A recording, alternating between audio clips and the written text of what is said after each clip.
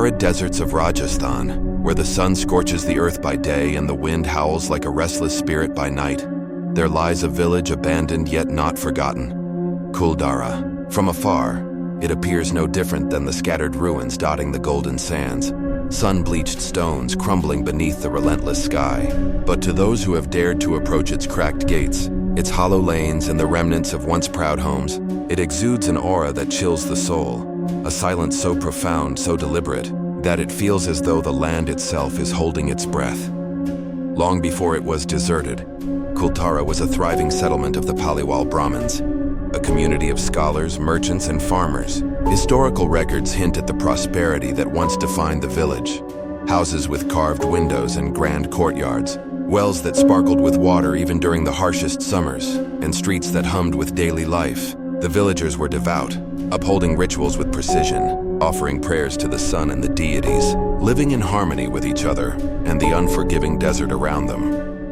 Yet prosperity can invite envy. Some legends whisper of a powerful ruler, a tyrant whose greed could not be sated, who sought to claim the wealth of Kuldhara for himself.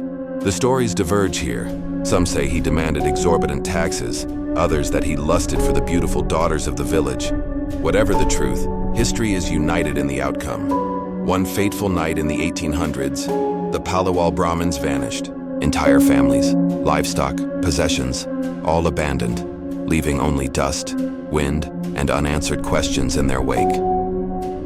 Walk through Kuldhara today, and the evidence of sudden desertion is palpable. Crumbling walls hold fragments of faded frescoes, their colors dulled by 2 centuries of sun and sand. Courtyards are littered with shards of pottery, empty grain bins, and rusted tools frozen in mid-use. The air hangs heavy with the weight of absence. Birds circle the ruins, yet the village seems to reject their songs. The sand creeps into every crevice, swallowing what remains, reshaping the village into a spectral labyrinth where time appears to fold in on itself. Local villagers, descendants of nearby settlements, speak of Kuldhara in hushed tones. They tell stories passed down through generations, of people who dared to stay overnight and were driven to the brink of madness. Their voices tremble when recalling the sounds that emerge after sunset, the mournful cries of women lamenting children long gone, the wails of men mourning lives extinguished, and sometimes, the faint chanting of prayers whose source cannot be found. These accounts converge in one chilling assertion: the souls of the Paliwal Brahmins did not leave the desert. They linger, bound to the place where they were uprooted, trapped between the world of the living and the world beyond. Even the geography itself conspires to unsettle the visitor.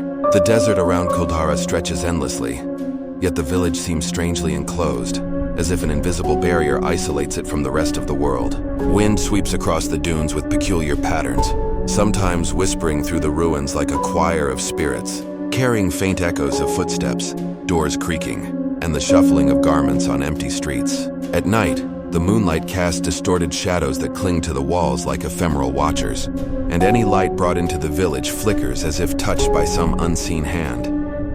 Scholars and explorers who have investigated Kuldhara describe it as a liminal space, one caught between history and the supernatural.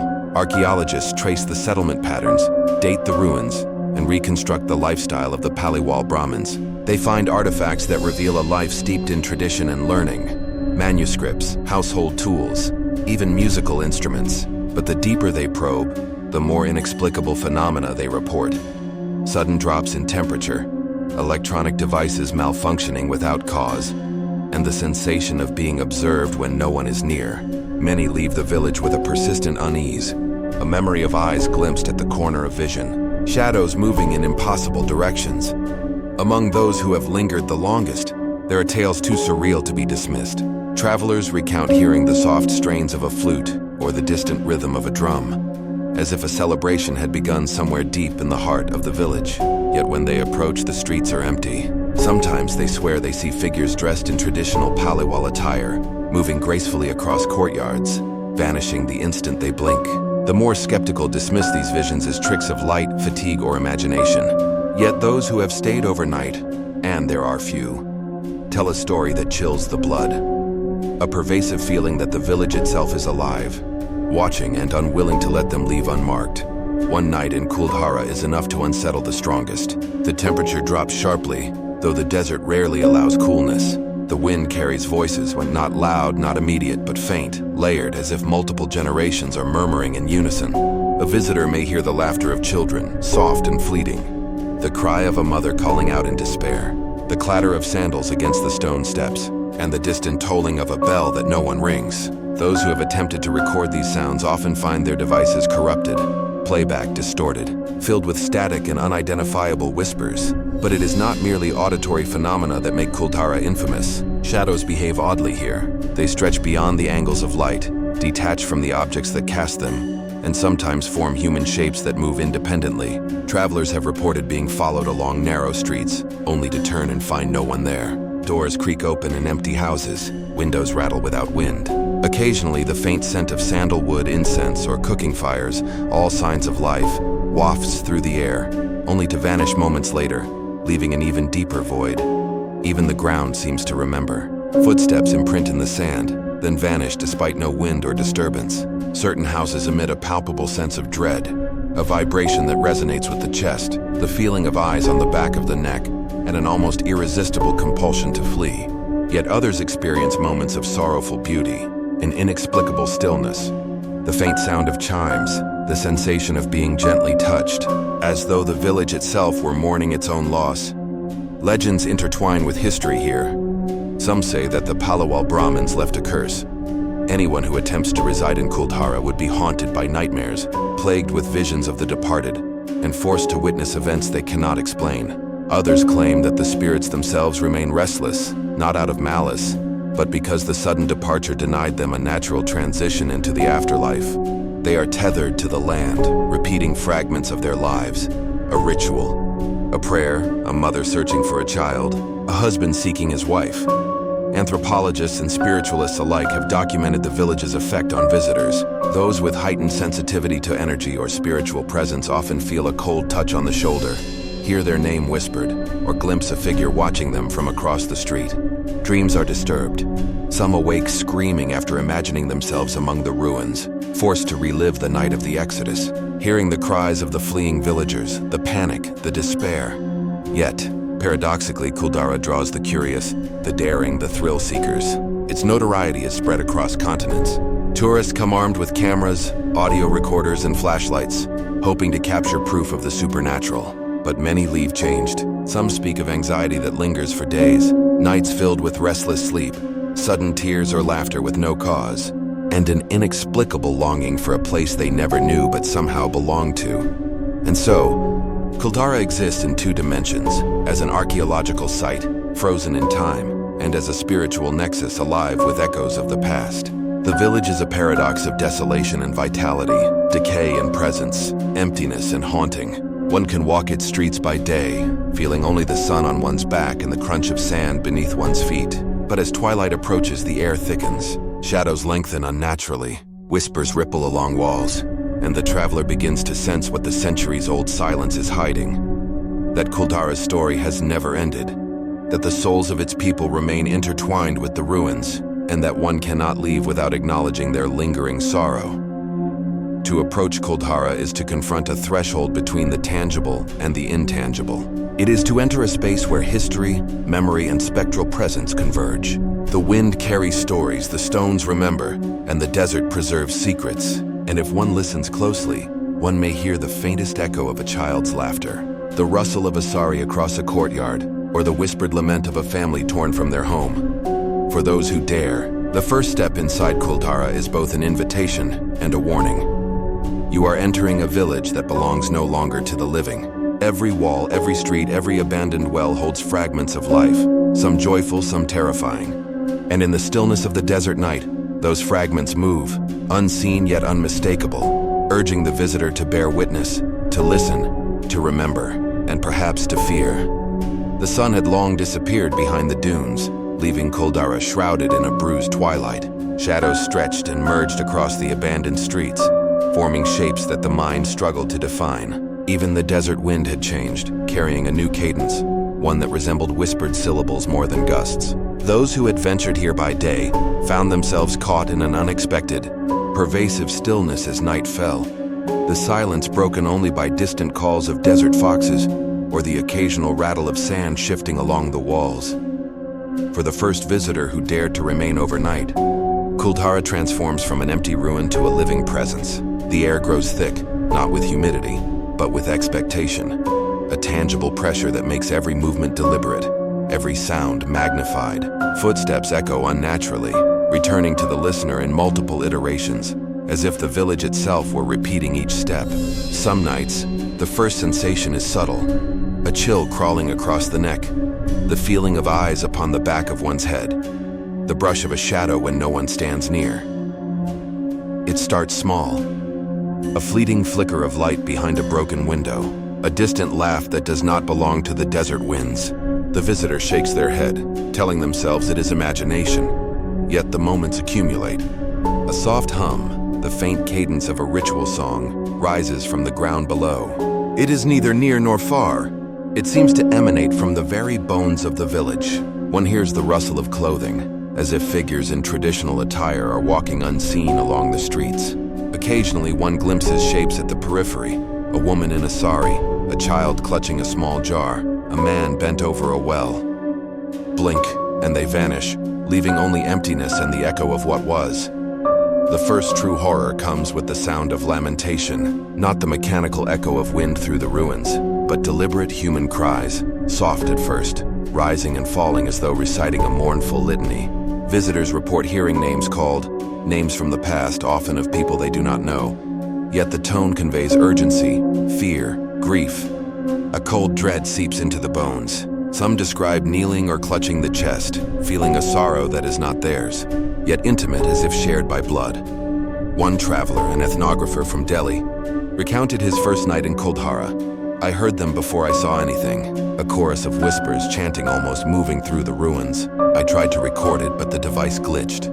When I played it back, the voices overlapped into an incomprehensible cacophony. I felt hands brush my arm, soft, insistent.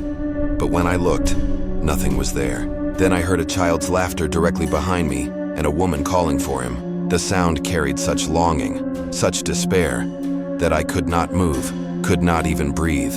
And in that moment I understood. The village was alive with its past. Its ghosts were awake. The more one lingers, the more personal the haunting becomes. Shadows no longer merely pass by. They interact. Doors creak as if pushed by unseen hands. Windows rattle, revealing glimpses of forms inside long-abandoned rooms. Occasionally, one hears footsteps following along corridors, stopping abruptly when noticed. These movements are deliberate.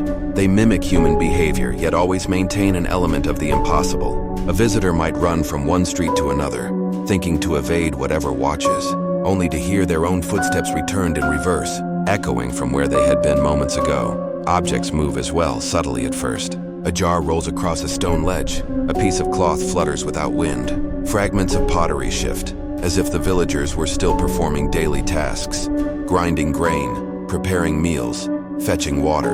The effect is disorienting. The village seems frozen in time and yet endlessly active, a theater of ghostly repetition. Those who try to document these occurrences find themselves hampered by technology. Cameras fail, recorders distort, GPS devices spin erratically, even compasses point awry. Kuldhara resists being fully known, as though it were a living, sentient entity guarding its secrets. As the night deepens, the supernatural grows more pronounced. The air vibrates with a low, almost inaudible hum, the collective energy of the restless souls tethered to the place. Some visitors report faint lights moving across streets like lanterns carried by invisible hands. Others swear that figures in old Paliwal attire appear in doorways, stare, and then vanish as if never there. The village imposes a temporal distortion. Hours can pass in minutes. Minutes can stretch into hours. One may sit in a courtyard and feel the weight of centuries pressing down, witnessing events as they once occurred in fragmented, ghostly reenactments. Dreams, when sleep eventually comes, are no sanctuary. They bleed into waking life indistinguishable from reality. Visitors describe being chased along the streets by shadowy forms, hearing their own names called in unfamiliar voices, or witnessing the departure of villagers on the night of their flight. Flames flickering from torches, animals running, children crying, elders pleading, and the oppressive presence of the tyrant who forced them to abandon all. These visions imprint on the mind, leaving an indelible trace of sorrow, terror, and dislocation. Some nights, the village communicates directly. Whispers turn into words, often in Hindi or old Rajasthani dialects. pleading or commanding, "Do not stay. Return what is ours. Leave before it is too late." The voices are sometimes pleading, sometimes threatening, always urgent. The visitor's perception becomes fragmented. The line between life and afterlife blurs. One may swear that invisible hands brush their face, clutch their wrist, or push against their back. The village breathes, inhales, and exhales with the rhythm of the dead. The spirits of Kuldhara are not uniform. Some are benign, sorrowful, lingering only to relive fragments of life or to lament loss. Others are aggressive, protective, perhaps vengeful. Those who linger too long feel a presence behind them, a constant shadow at the edge of vision, an unrelenting pressure that grows heavier the deeper one ventures. Attempts to leave sometimes prove difficult. Compasses spin, paths twist, and the desert outside seems to stretch endlessly, trapping the traveler within the haunted perimeter. Nightmares often follow the living back into the world. Visitors wake screaming, drenched in sweat, with vivid memories of being confronted by ghostly forms, of chasing or being chased, of hearing unearthly laughter and sobs. Some experience hallucinations for weeks afterward, shadows moving along walls, whispers behind doors, lights flickering in rhythm with imagined chants. The village leaves its mark, a subtle and persistent haunting that continues long after one physically departs.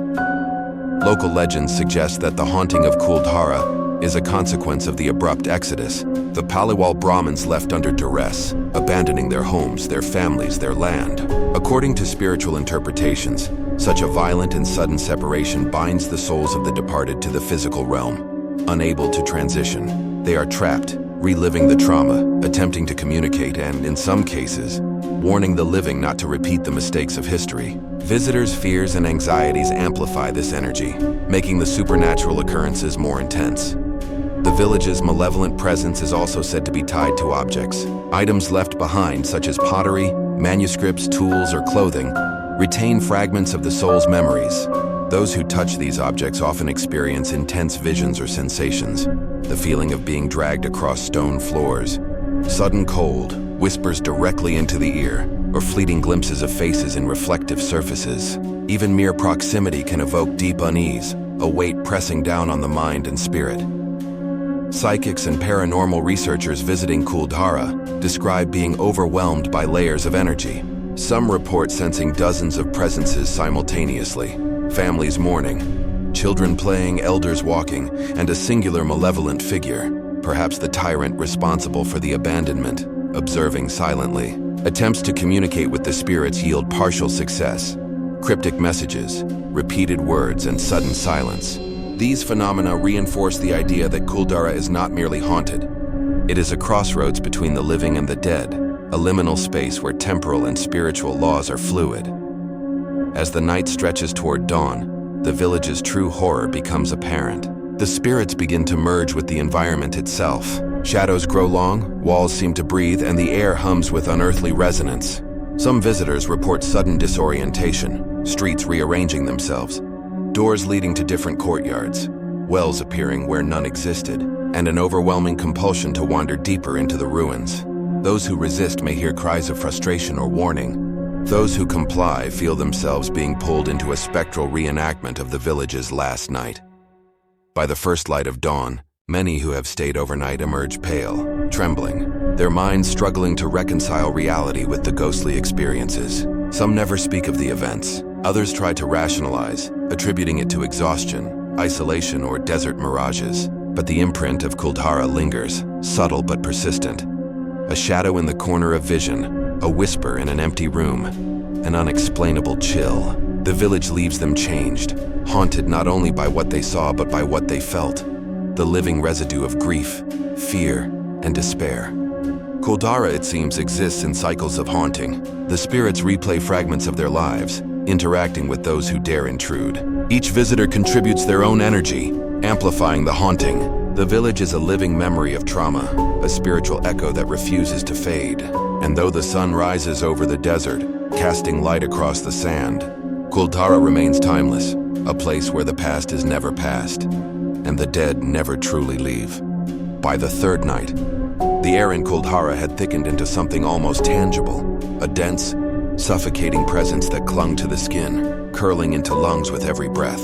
The desert beyond seemed to disappear, leaving only the village and the restless echoes of its abandoned inhabitants. For those daring enough to linger, there was no escape from the gaze of unseen eyes. The faint patter of feet along stone streets, and the occasional brush of something cold against the flesh. The first true sign that the village had decided to awaken fully came in the form of a sound. Soft, deliberate, yet impossibly distant. A chorus of cries, whispers, and lamentations rolled across the ruins. They were not uniform, nor were they random.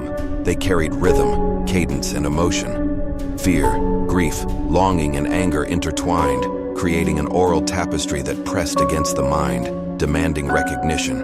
Each visitor felt their heartbeat accelerate, pulse synchronizing with the vibrations in the air, as if the village itself were commanding them to listen, to understand, or perhaps to participate. Those who attempted to flee found the boundaries of Kuldhara subtly altered. Streets warped and twisted, walls shifted imperceptibly. A doorway that once led to the main square opened instead onto a narrow alley where shadows pooled. Courtyards seemed endless, looping back upon themselves. The desert outside became a mirage, stretching beyond the horizon, as though the village had isolated its intruders in a pocket of reality shaped by its spectral inhabitants. And then, the figures appeared. At first, barely perceptible, as shapes in the corner of vision. A woman in flowing white robes, a child peering from behind a pillar, an elderly man hunched over the threshold of a home. Blink and they were gone, but persistence paid little reward. Those who attempted to focus on them found the shapes shifting, merging and multiplying until the visitor's perception fractured.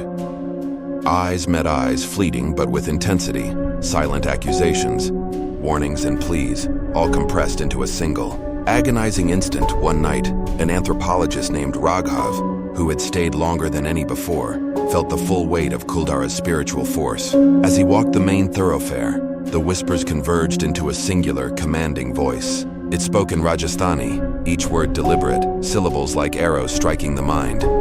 Why are you here? Do you not see the pain? Do you not feel the grief? Raghav's body trembled, yet he could not move. The air thickened further, a tangible pressure against his chest, and the shadows began to coalesce into full forms. Men, women, and children, each manifesting in spectral clarity, wandered the streets as if performing the final night of their lives over and over. He saw a mother clutching a child, rocking gently as her lips moved in silent lament. He saw men carrying jars and tools, walking toward doors that had long since vanished. And beyond them, looming a darker presence, the tyrant who had driven the village into exile. His figure wavered, partially transparent, but radiating an oppressive malice that distorted the very air. Fear and awe collided in Raghav's mind. He wanted to flee, yet the village held him in place. It demanded acknowledgement, a witness to its suffering. The spirit's eyes, hollow yet knowing, seemed to pierce through him, rooting him to the stone pathways. Every attempt at rational thought was rendered meaningless. Logic faltered. Time fractured. One moment he was in the present. The next, he was among the fleeing villagers, running as torches cast long, flickering shadows across the desert sand, hearing screams, seeing children stumble, and witnessing the despair that had compelled the Paliwal Brahmins to abandon everything they knew. The air vibrated with spiritual energy. Raghav felt it crawling along his skin, threading through his veins, connecting him to the village, binding him to its history. He realized that Kuldhara's haunting was not a mere collection of apparitions.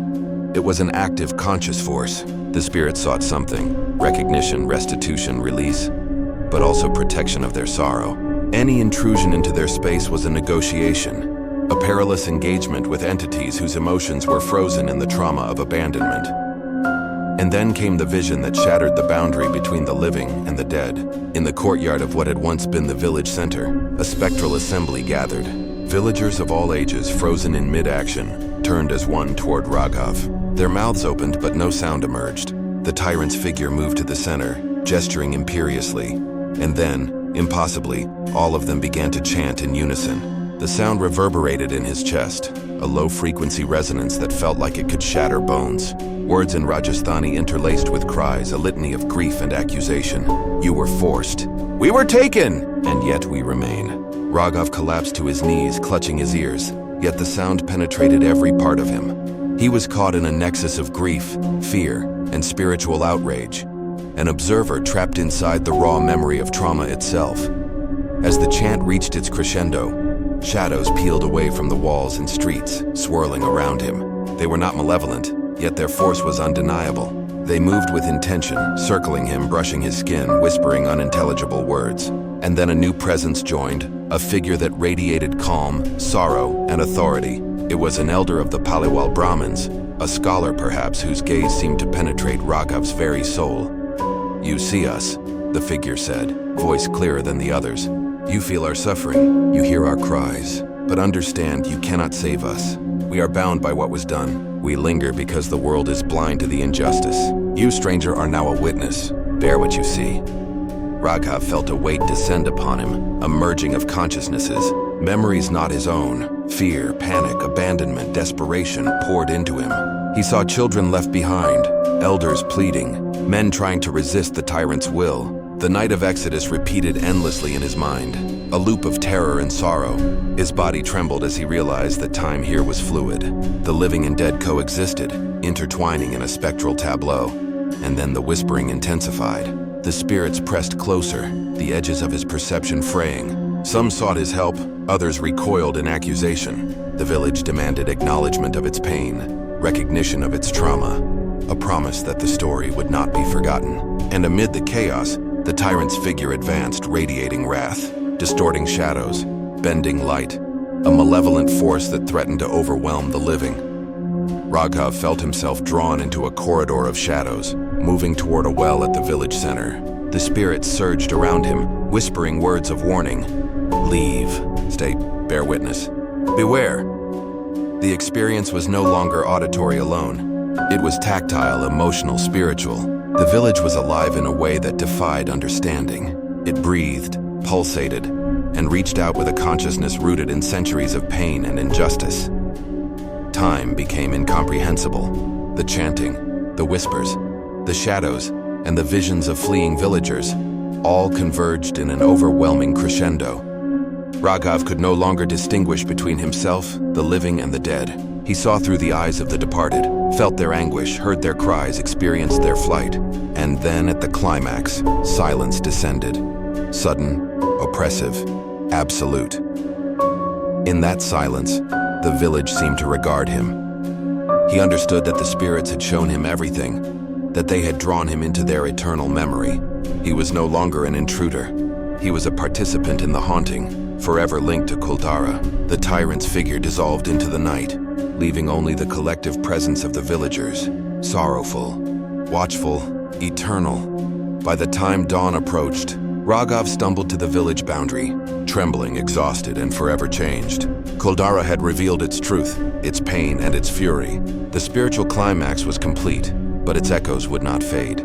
The village remained alive with memory, grief, and supernatural energy, a nexus where the living could never fully escape and the dead could never rest. The first light of dawn barely penetrated the heavy veil of Kuldhara. The ruins, bathed in the soft, pale hue of early morning, seemed almost serene. Yet an observer with even a modicum of awareness could feel the lingering presence of the night's horrors. The spirits had receded for now, but they were not gone. Their consciousness permeated the very stones, the sand, and the air. It was a living, sentient memory, waiting patiently, endlessly for the next intrusion. Those who remained overnight emerged with hollow eyes and trembling limbs. Their recounting of the events was met with disbelief by those who had never set foot in the village. Yet the intensity of the terror experienced could not be fabricated. Every visitor spoke of visions, sounds, sensations, and impressions so vivid that rational explanations failed. The village left a residue upon the living, a psychic mark that lingered long after departure. Unshakable, insidious, the sun climbed higher, illuminating the desolation. Walls standing as silent witnesses, courtyards littered with shards of pottery, wells that held no water, and streets empty but charged with energy. Travelers would approach the ruins with a sense of awe, unaware of the invisible boundary they were crossing, the threshold between the world of the living and the world of the restless dead. Raghav, still reeling from his encounter the previous night, attempted to record his experiences, hoping to preserve them. Cameras, audio recorders, even simple mobile devices failed repeatedly. Flickering screens, corrupted files, static and inexplicable anomalies plagued every attempt. He realized that Kuldhara itself resisted documentation. The village wanted witnesses, yes, but it demanded that they engage with it on its own terms, unmediated by the devices of the living. Even as he spoke with his companions, recounting the horrors and visions, subtle phenomena continued. Footsteps echoed in empty streets. Whispers, soft and barely discernible, trailed them wherever they went. A sudden chill would pass through their bodies, and the faint scent of incense and sandalwood would fill the air, though no fire burned. Sometimes shadows moved independently, elongating unnaturally or retreating just beyond perception. The day offered little respite. Kuldhara's haunting was not bound to darkness. The sun illuminated only the surface. The deeper currents of spiritual unrest ran beneath. Visitors attempting to explore the village by daylight frequently felt unseen eyes upon them, and the buildings seemed to observe and respond. Doors creaked open in empty corridors. Windows rattled despite a lack of wind. Even animals brought along for companionship would grow uneasy, barking, hissing, or refusing to proceed down certain streets. By midday, the village seemed almost to pulse with anticipation. Travelers reported visions appearing in peripheral sightlines, women carrying vessels, children playing in courtyards, men walking with tools and robes flowing. These figures never interacted directly, but the sense of being watched and evaluated was overwhelming. Some began to speak to the apparitions, asking questions, pleading for understanding or begging for release. Occasionally, the village responded in subtle ways, a distant laugh, a faint movement in the shadows, a door closing gently as though acknowledging the speaker. As evening approached, the haunting intensified again. The whispers returned, now a chorus, overlapping in a cacophony of emotion. Anger, grief, longing, regret. The air grew heavy and viscous, making every movement laborious. Travelers reported feeling as if unseen hands pressed upon their shoulders, tugged at their sleeves, or brushed past their skin. Cold spots formed unpredictably, creating a patchwork of discomfort across the ruins. Even the desert beyond the village seemed to bend, as if Kuldhara had extended its influence outward, claiming the space surrounding it as its own. Some visitors, attempting to flee, found that the pathways of the village no longer conformed to logic. Streets led into walls, doorways opened onto courtyards that had not existed before, and alleyways looped endlessly. Panic set in quickly, and rational thought faltered. The spirits, it seemed, were exercising control, guiding, testing, observing. They did not strike physically, but the psychological weight was crushing. Some described feeling trapped in a nightmare that refused to end, a looping reenactment of the final night of the Paliwal Brahmins' flight, forced to witness suffering they could not alleviate. Night fell again, and with it came the full manifestation of the village's power. Shadows moved independently of their sources. Lights flickered in abandoned courtyards. Whispers intensified, calling names, pleading, accusing, and warning in rapid succession. Apparitions appeared with increasing clarity. Men, women, and children frozen in moments of terror and despair. The tyrant's figure emerged once more, malevolent, shifting, a dark presence that threatened to overwhelm the living observers. Raghav and his companions faced the culmination of the haunting. The village, fully awake, demanded recognition of its pain and the acknowledgement of its injustice. The spirits pressed closer, their forms blending with the environment, walls, sand, and air, creating a dizzying, almost hallucinatory experience. The villagers' faces, contorted with grief and anger, stared through the living intruders, seeking witnesses, empathy, and perhaps even restitution. Attempts to interact yielded fragmentary communication. Whispered words in Rajasthani and Hindi were sometimes intelligible. Remember, do not forget, we are here. Other times the messages were garbled, overlapping, and impossible to decipher. The spirit's intent was clear, however. Kuldhara demanded acknowledgement, a recognition that transcended the physical realm, a binding of the living to the memory of those who had been displaced and destroyed. In one harrowing sequence, a spectral child approached Raghav directly. The boy's face was pale, eyes wide and hollow, yet brimming with an almost tangible sorrow. He reached out and Raghav felt a cold pressure against his hand. Not malevolent, but urgent, insistent. The child spoke without moving his lips, words penetrating the mind. Do you see us? Will you remember? The message reverberated through Raghav's consciousness, leaving him trembling and shivering. The tyrant's figure, meanwhile, circled the periphery, exuding a palpable sense of malice. Unlike the villagers, this presence sought to dominate and distort, twisting shadows, bending light, and creating disorienting illusions. The observers felt time and space bend around him, footsteps looping endlessly, streets folding back upon themselves, and the air vibrating with an unearthly resonance. By the third hour of night, exhaustion overtook the living. Minds frayed, bodies trembled, and the psychological toll became overwhelming. The village had demonstrated its dominion over both the physical and spiritual realms. Attempts to leave were fraught with disorientation. Travelers often circled back to the same courtyard or doorway, as though the village itself were reshaping reality to prolong the encounter.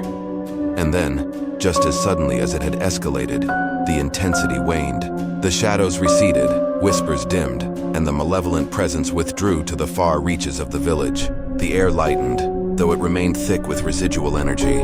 Observers, shaken and pale, found themselves on the outer streets, the desert beyond appearing suddenly tangible and real. Yet the impression remained. Kuldhara had not relinquished its hold. The village had shown its depths, its pain, and its power, but it had not released its watchers. Raghav, now outside the perimeter, realized the true nature of the haunting. Kuldhara did not merely frighten, it marked, imprinting itself upon those who dared witness its reality. The village existed in cycles, a liminal space where the dead relived trauma, the living became participants, and the boundaries between past and present, life and death, blurred. Every visitor carried a piece of the village with them, a shadow at the corner of vision, a whisper in the ear, a chill that no warmth could dispel. Weeks passed, yet the effects endured. Observers recounted dreams of the village, visions of spectral figures, sudden cold in rooms where none should exist, whispers in languages long forgotten. Objects in their homes shifted inexplicably.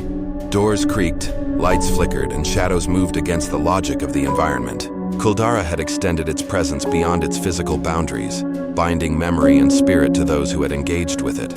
And still, the village remained. Silent in daylight, pulsating at night, a nexus of grief, memory, and supernatural force. Visitors who shared their experiences found disbelief in the world outside. They could offer no proof, yet they carried the undeniable mark of Kuldhara's haunting. The village had become both legend and reality, a place that could never truly be left behind. Some theorized that the spirits remained because their departure had been forced, unnatural, traumatic. Others suggested that the village itself had absorbed their consciousness, becoming a living repository of memory and sorrow.